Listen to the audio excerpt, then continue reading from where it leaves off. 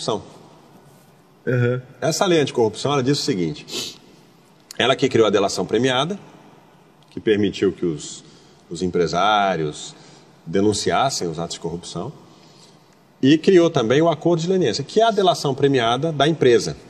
Tá? Delação premiada da empresa. Então, a empresa, ela vai pagar uma multa, ela vai devolver o dinheiro que ela desviou, que ela ajudou a desviar pela corrupção, e ela vai ter que mudar seus hábitos. Então, ela vai ter que ter mais transparência, mais governança e uma atuação mais ética.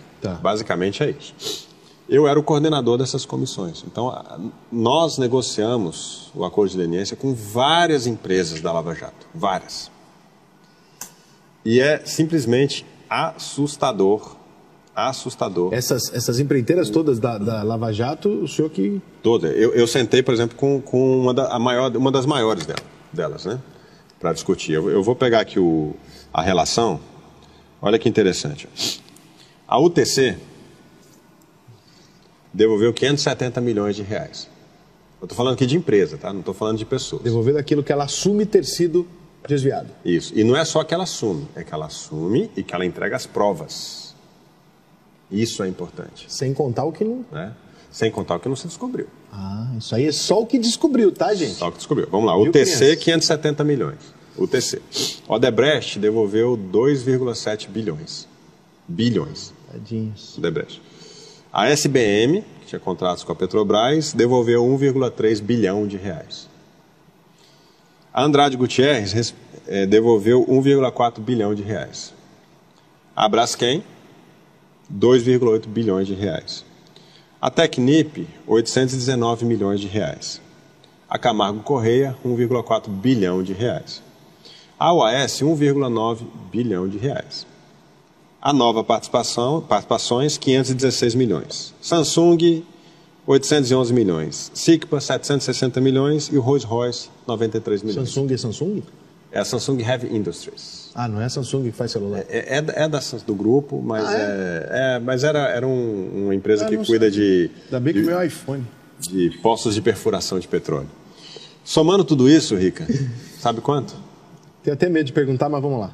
15 bilhões de reais. 15 bilhões de reais só do que eles confirmaram ter desviado e devolveram numa delação. Fora o que a gente não sabe, o que, enfim.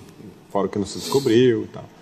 Então, aí eu vejo hoje muito jovem que está aí na universidade hoje, e eu vejo também alguns youtubers aí, né, que ficam falando que não existiu corrupção.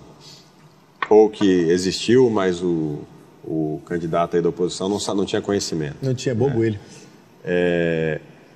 Pessoal, ninguém devolve 15 bilhões de reais se não tiver corrupção. Fora que a gente viu as provas. E assim, o relato é um relato assim...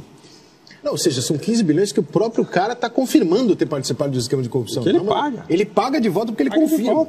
E tem gente que ainda tem dúvida. Tem dúvida que se teve corrupção ou não. E o relato, esse relato dessa empresa que eu participei da comissão, são 1.200 páginas. 1.200 páginas relatando os esquemas de corrupção que eram praticados. Até Santa Casa, que é o hospital filantrópico, até Santa Casa, eles envolviam nos esquemas de corrupção. E era assim, o relato o dinheiro foi entregue numa mala, num restaurante do hotel tal dia, tal hora. Tá aqui só ir atrás que acha. Transferência para empresas que eram abertas no exterior, as offshore, famosas offshores, né? O valor lá, o montante da transferência. Mas aí quando você rouba um hospital, por exemplo, a Santa Casa, não é genocídio? Não. Aí é... Não, imagina o que esses 15 bilhões de reais não poderiam ter salvo de vidas, na saúde, na educação.